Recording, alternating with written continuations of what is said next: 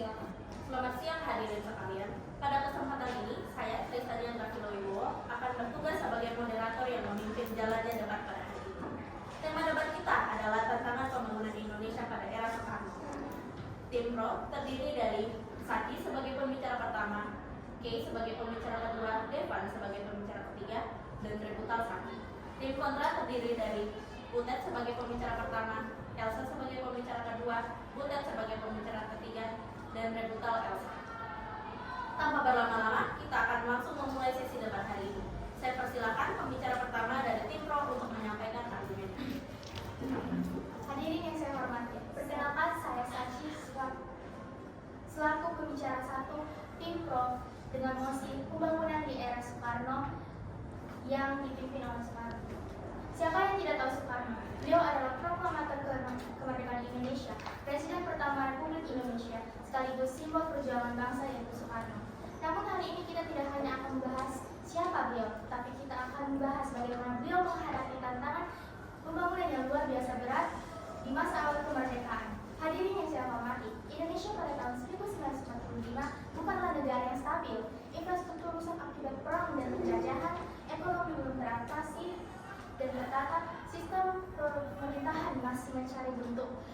Kabinet yang sering berganti, konflik politik antar elit terjadi, bahkan ancaman diintegrasi muncul di berbagai daerah. Menurut sejarawan seperti George McTernan, Indonesia pada awal kemerdekaan adalah negara yang berdiri dalam kondisi revolusi yang belum selesai. Negara ada tetapi kondisi masih rapuh. Artinya, yang dibangun bukan hanya gedung dan jalan, tetapi juga legitimasi dan kepercayaan. Dalam situasi seperti itu, pembangunan jalan saja sulit, membayar pegawai negeri saja sulit, apalagi membangun kepercayaan rakyat terhadap negara yang baru merdeka dan berdiri. Disinilah peran Soekarno menjadi penting. Beliau benar-benar memahami bahwa sebelum membangun ekonomi yang besar, bangsa ini harus memiliki kepercayaan diri dan identitas. Tetapi karena tanpa identitas, pembangunan tidak punya arah. Menurut ilmuwan politik Benedict Anderson, bangsa adalah imagined community, komunitas yang dibayangkan bersama. Agar Indonesia tetap utuh, rakyat harus merasa menjadi bagian dari satu komunitas yang sama. Itulah sebabnya dibangunnya simbol-simbol nasional seperti Monumen Nasional dan Stadion Gelora Bung Karno. Banyak yang menyebutnya proyek mercusuar. Namun bagi bangsa yang baru merdeka, itu adalah simbol harga diri dan persatuan. Siapa yang tidak tahu Asian Games 1962, Indonesia menjadi tuan rumah ajang olahraga internasional besar di tengah kondisi ekonomi yang belum stabil. Menurut sejumlah pengamat, langkah itu adalah strategi diplomasi simbol. Itu bukan sekedar olahraga, itu adalah pesan politik yang membuktikan bahwa Indonesia ada, Indonesia mampu, Indonesia sejajar dengan bangsa lain. Hadirin sekalian, tantangan pembangunan saat itu tidaklah kecil, namun Soekarno berani memulai sesuatu yang paling mendasar, membangun nasionalisme dan persatuan. Dan jika hari ini NKRI berdiri sebagai satu negara, itu karena fondasi, identitas, dan kepercayaan diri bangsa yang ditanam sejak awal. Maka jika ada yang bertanya, apakah beliau berhasil membangun di tengah krisis? Jawabannya jelas. Beliau membangun yang paling penting terlebih dahulu, jiwa bangsanya. Satu hal yang harus diingat adalah infrastrukturlah yang membawa kita kepada persatuan. Karena pada saat itu pendidikan masih kuat, maka pembangunan infrastruktur menjadi bukti dan menjadi sarana untuk mempersatukan kita. Sekian dari saya, terima kasih. Waktu masih tersisa 38 detik. Saya persilakan pembicara pertama dari tim kontra. Waktu akan dimulai ketika pembicara pertama mengucapkan kata pertama. Selamat siang, saya Butet selaku pembicara satu tim kontra. Tim kami tidak sepakat bahwa kebijakan pembangunan pada masa Presiden Soekarno berhasil menjawab tantangan pembangunan nasional. Justru kami berpendapat bahwa kebijakan politik dan ekonomi yang diterapkan pada masa pertama memperparah tantangan pembangunan, sehingga kesejahteraan rakyat tidak tercapai secara optimal. Tantangan pembangunan seharusnya dipahami sebagai upaya menciptakan stabilitas politik.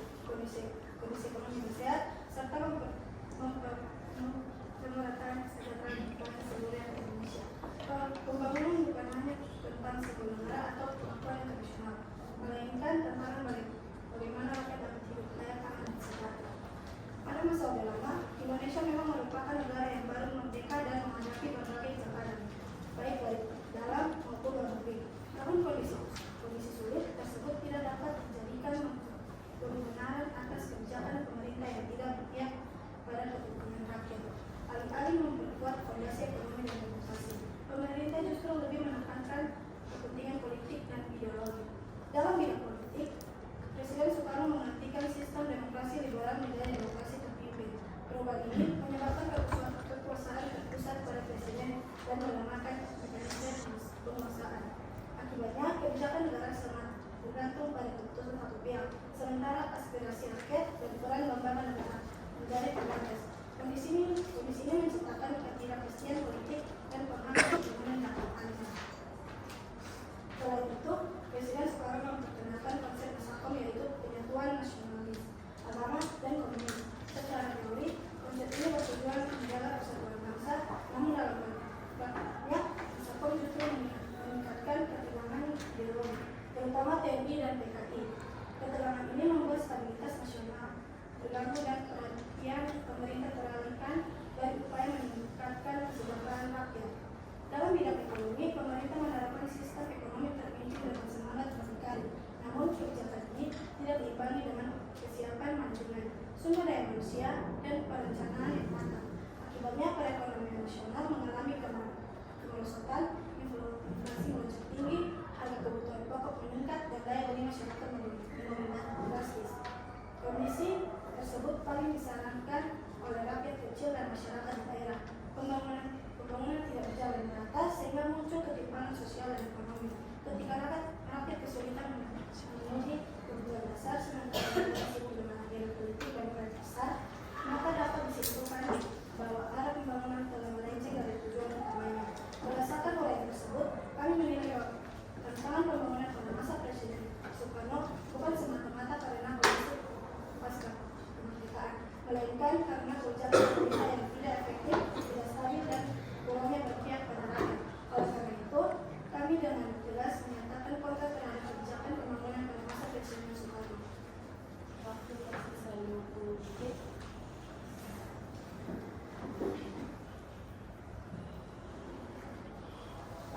Terima kasih kepada pembicara pertama dari masing-masing tim atas penyampaian argumennya. Selanjutnya kita akan memasuki sesi tanggapan yang akan disampaikan oleh pembicara kedua dari masing-masing tim. Saya persilakan tim Pro untuk menyampaikan argumentasi dan tanggapannya. Lalu akan dimulai ketika pembicara kedua menyampaikan argumennya. Hadirin yang saya hormati, perkenalkan saya Kay sebagai pembicara dua tim Pro dengan mosi pembangunan di era Orde Lama yang dipimpin oleh Soekarno. Tantangan pembangunan bukan hanya soal ekonomi, tetapi juga soal stabilitas politik. Pada masa demokrasi parlementer, kabinet sering jatuh sebelum program berjalan maksimal. Negara sulit bergerak maju jika pemimpinnya terus berganti. Dalam kondisi inilah lahir demokrasi terpimpin. Memang kebijakan ini menuai perdebatan, namun kita harus melihat konteksnya. Indonesia membutuhkan stabilitas untuk bisa fokus dalam membangun. Tanpa stabilitas politik, pembangunan tidak mungkin berjalan. Selain itu, Soekarno menyadari bahwa membangun bangsa bukan hanya membangun fisik, tetapi juga membangun mental dan karakter rakyatnya. Beliau menaruh perhatian pada pendidikan tinggi dan pengembangan ilmu pengetahuan, termasuk dukungannya terhadap Institut Teknologi Bandung sebagai pusat pengembangan sains dan teknologi. Beliau ingin generasi Indonesia menjadi generasi yang cerdas, kreatif, dan berjiwa nasionalis. Pidato-pidatonya bukan sekedar retorika, itu adalah alat untuk membangkitkan semangat rakyat yang baru keluar dari penjajahan selama ratusan tahun. Rakyat yang tadinya merasa kecil dan tertindas mulai percaya bahwa mereka adalah bangsa yang besar. Dan jangan lupa, Soekarno berhasil menyatukan berbagai ideologi besar melalui konsep Nasakom, yaitu upaya menyatukan nasionalis, agama, dan komunis agar tidak saling menghancurkan bangsa. Hadirin sekalian, menghadapi tantangan sebesar itu dibutuhkan kepemimpinan yang kuat dan berani. Soekarno mungkin tidak sempurna, tetapi beliau berusaha menjaga persatuan di tengah ancaman perpecahan. Tim oposisi menilai dengan standar stabilitas masa kini. Kami mengajak melihat realitas 1945 sampai 1965. Negara baru, ekonomi lemah, tekanan global kuat menjadi hal yang sangat wajar pada saat itu. Karena yang mau dipikirkan oleh seorang pemimpin baru seperti Soekarno itu banyak. Jadi mempertahankan persatuan saja sudah menjadi pencapaian yang sangat besar. Indonesia sempat terpecah menjadi negara bagian dengan dinamika masyarakat yang berbeda di setiap daerah. Terima kasih. Interupsi. Ya, interupsi. Penyatuan nasionalis, agama, dan komunis. Apakah Nasakop tidak bisa konflik ideologi masyarakat? Sebab penyatuan itu nasionalis, agama, dan komunis. Mereka memiliki ideologi berbeda-beda. Kalau kita melihat lagi pada konteks zaman tahun 1950-an, terjadi perpecahan antara tiga pemahaman itu, yaitu nasionalis, agama, dan komunis. Dan pada kondisi yang saat itu, langkah terbaik yang dapat dilakukan oleh Soekarno adalah menyatukannya jadi Nasakop. Kenapa tidak mencoba hal lain? Karena Nasakop kan menyatukan ideologi yang berbeda-beda. Apakah Soekarno tidak memikirkan jika ideologi ini disatukan, malah terjadi perpecahan lagi?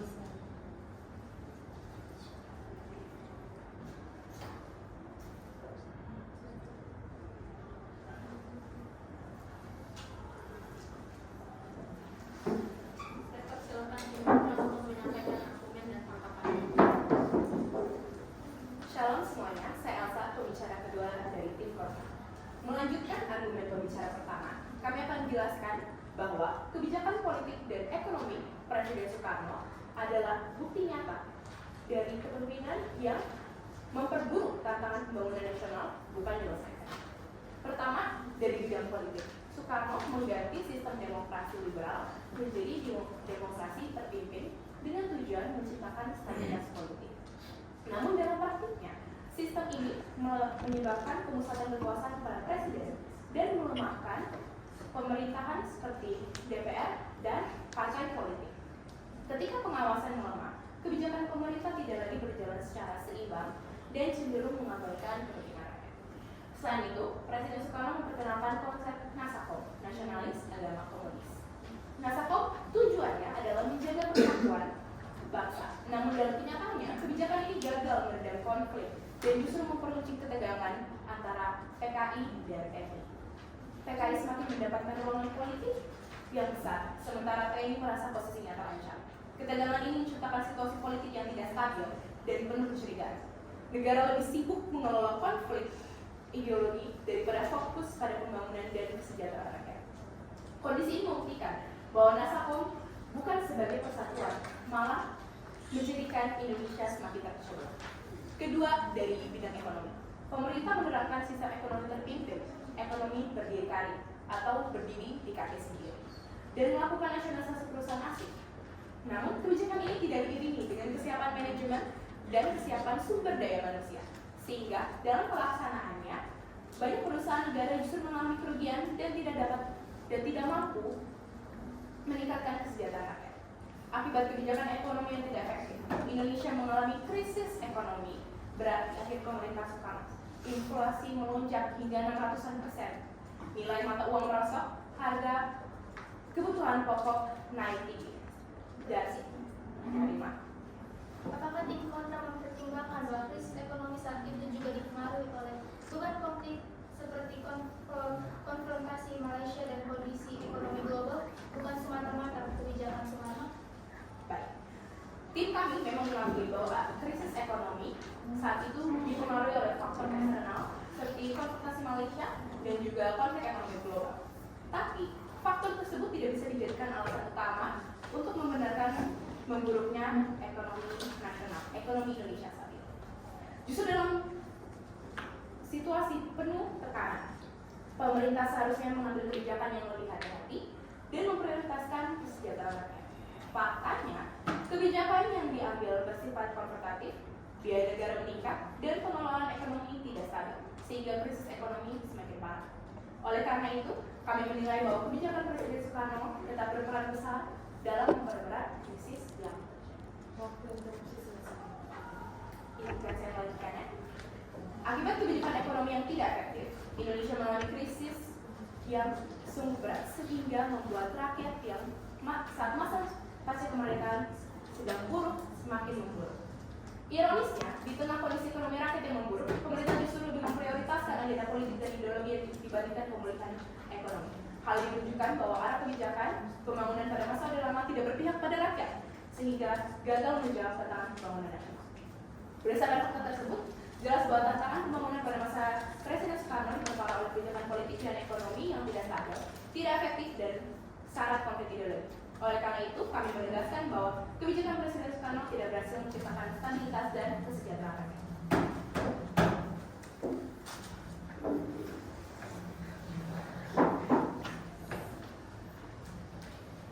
Terima kasih kepada pembicara kedua dari masing-masing tim. Saya persilakan pembicara ketiga dari tim Pro. Waktu akan dimulai ketika pembicara ketiga mengucapkan kata pertamanya. Hadirin yang saya hormati, kami tidak menutupi mata terhadap tantangan ekonomi yang terjadi, termasuk inflasi tinggi pada akhir masa kepemimpinan Soekarno. Namun, mari kita bertanya, apakah tantangan itu muncul tanpa sebab? Indonesia saat itu mewarisi sistem ekonomi kolonial. Industri nasional masih lemah, ketergantungan pada ekspor bahkan meningkat tinggi, ditambah lagi Indonesia berada di tengah pusaran perang dingin.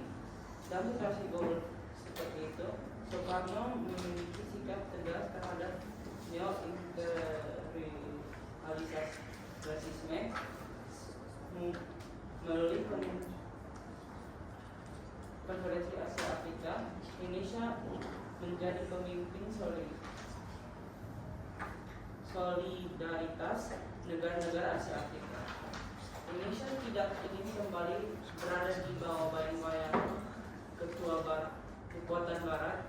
Sikap ini menunjukkan bahwa pembangunan tidak hanya soal angka ekonomi, tetapi juga soal kedaulatan. Memang benar beberapa kebijakan luar negeri seperti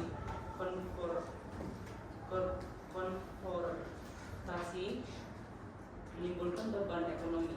Namun sikap tersebut lahir dari keinginan menjaga harga diri bangsa. Jika saat itu Indonesia memilih untuk demi bantuan ekonomi, mungkin kita tidak akan memiliki posisi terhormat seperti sekarang. Hadirin sekalian, tantangan pembangunan di masa Soekarno sangat besar. Politik tidak stabil, ekonomi lemah, tekanan global kuat. Namun, dengan semua itu, fondasi nasionalisme, identitas bangsa, dan keberanian berdiri mandiri berhasil diletakkan. Dan fondasi itu masih kita nikmati hingga hari ini. Terima kasih. Waktu tersisa 1 menit 30 detik.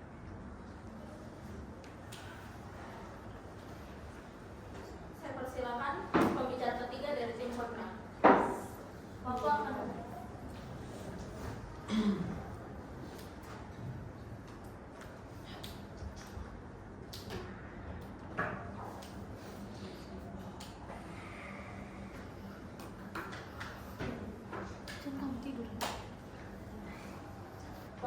dimulai ketika pembicara ketiga dari tim Kontra menyampaikan argumennya.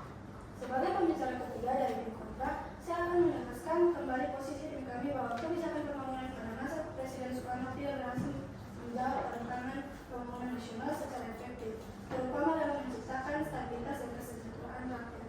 Pembangunan nasional seharusnya berorientasi pada pemenuhan kebutuhan dasar masyarakat, seperti pangan, kesehatan, pendidikan, dan stabilitas ekonomi.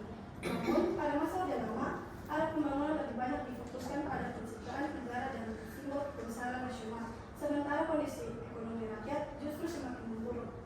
Banyak kebijakan pembangunan dijalankan dalam bentuk proyek-proyek besar dan kegiatan berskala internasional. Meskipun proyek tersebut dapat meningkatkan citra Indonesia di mata dunia, manfaatnya tidak dirasakan secara langsung oleh rakyat, terutama masyarakat kecil dan daerah. Ketika inflasi tinggi dan harga kebutuhan pokok sulit terjangkau, pembangunan semacam ini menunjukkan ketidakseimbangan prioritas. Selain itu, dalam bidang politik, kebijakan pemerintah pada masa demokrasi terpimpin menyebabkan kekuasaan pusat dan ruang kritik menjadi terbatas. Ketika perbedaan pendapat sulit disampaikan, pemerintah kehilangan masukan yang penting untuk memperbaiki kebijakan. Akibatnya, kesalahan dalam pengambilan keputusan terus berulang dan berdampak pada pembangunan nasional. Konsep persatuan yang ditekankan pemerintah juga tidak berjalan efektif. Tidak tuang ideologi dalam konsep Nasakom justru menciptakan ketegangan politik dan konflik kepentingan, sehingga stabilitas nasional terganggu. Ketika negara berada dalam situasi politik dan tidak stabil, pembangunan ekonomi dan kesejahteraan rakyat menjadi terhambat. Dampak dari kebijakan tersebut paling disarankan oleh rakyat kecil, inflasi tinggi, kehilangan barang, dan menurunkan daya beli, menyebabkan masyarakat kesulitan memenuhi kebutuhan sehari-hari. Ketimpangan pembangunan antar wilayah juga semakin terasa karena kebijakan pembangunan lebih berpusat di wilayah tertentu dan tidak merata di seluruh Indonesia. Dengan kondisi tersebut, dapat disimpulkan bahwa tantangan pembangunan pada masa Presiden Soekarno tidak berhasil diatasi dengan kebijakan yang tepat sasaran. Pembangunan yang terlalu menekankan simbol dan ideologi tanpa diimbangi perencanaan ekonomi yang matang justru memperbesar beban rakyat. Oleh karena itu, tim kami tetap menegaskan posisi kontra bahwa kebijakan pembangunan pada masa Presiden Soekarno belum mampu menjawab tantangan utama pembangunan nasional, yaitu kesejahteraan dan keadilan sosial bagi seluruh rakyat Indonesia. Waktu masih tersisa 1 menit.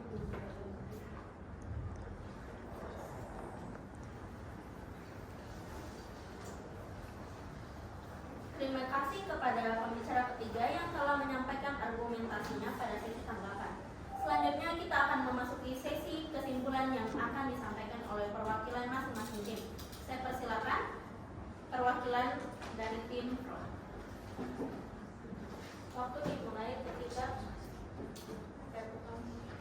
Hadirin yang saya hormati, tim oposisi menekankan inflasi, krisis ekonomi, dan pembatasan politik. Namun kami tegaskan, tantangan tersebut justru menunjukkan betapa beratnya kondisi yang dihadapi Soekarno. Dia memilih bukan dengan situasi nyaman, tetapi dalam situasi krisis nasional dan tekanan global. Membangun negara baru bukan seperti membangun gedung di tanah kosong yang tenang. Itu seperti membangun gedung di tengah badai. Dan meskipun badai itu besar, Indonesia tetap berdiri sebagai NKRI karena adanya Pancasila dan undang-undang. Itulah bukti bahwa fondasi yang diletakkan pada masa Soekarno cukup kuat untuk menjaga persatuan bangsa hingga hari ini. Sekalian menjawab yang tadi tidak sempat terjawab oleh kami, yaitu bukankah Nasakom yang bukan ideologi yang bertentangan? Saya akan menjawabnya.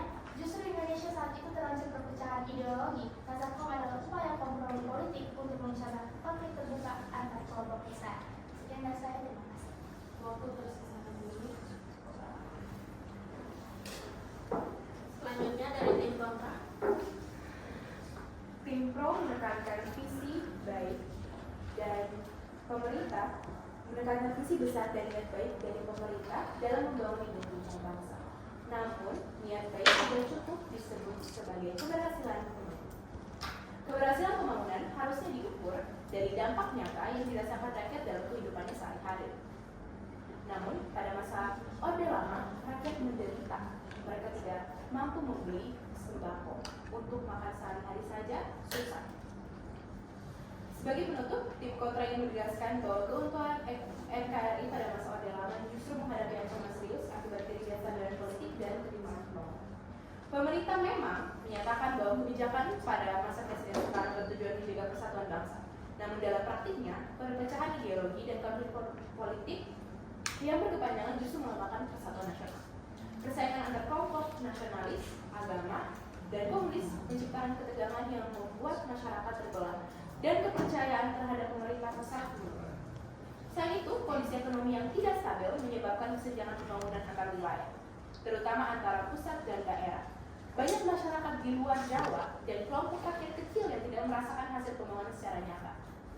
Ketika pembangunan tidak merata, muncul perasaan tidak adil dan terpikirkan yang secara langsung mengerus rasa kebersamaan sebagai satu bangsa. Keutuhan NKRI tidak dapat dijaga hanya melalui slogan persatuan dan simbol nasionalisme. Persatuan yang kuat harus ditopang oleh kesejahteraan dan keadilan sosial. Jika rakyat merasa kebutuhan dasar tidak terpenuhi dan aspirasinya tidak diperhatikan, maka loyalitas terhadap negara melemah. Oleh karena itu, tim kontra menilai bahwa pada masa Orde Lama, tantangan pembangunan yang tidak terselesaikan baik di bidang politik maupun ekonomi telah melemahkan fondasi persatuan nasional. Dengan demikian, kebijakan pembangunan saat itu belum berhasil menjawab kebutuhan NKRI secara efektif, karena belum menempatkan pemerataan kesejahteraan dasaritas sebagai prioritas utama. Marilah kita berikan tepuk tangan kepada penonton yang telah